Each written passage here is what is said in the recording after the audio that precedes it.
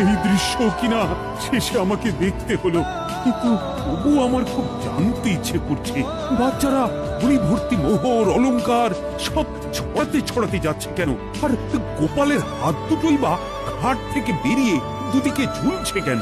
মহারাজ, আর একটা ব্যাপার কি আপনি লক্ষ্য করেছেন? কি বলো তো? গোপালের দেহ আরা কাঁধে করে নিয়ে যাচ্ছে। হ্যাঁ হ্যাঁ, ওই তো মন্ত্রী, সেনাপতি, জ্যোতিষী আর পণ্ডিত। আসলে গোপালের এই শেষ যাত্রা আমাদের কিছু শিক্ষা দিয়ে যাচ্ছে মহারাজ। এই যে দেখুন, যারা গোপালকে সহ্য করতে পারত না, এখন এখন তাদেরই কাঁধে গোপাল যাচ্ছে। তার মানে শেষ পর্যন্ত কেউই কারোর শত্রু থাকে না, সবাই মান অভিমান করে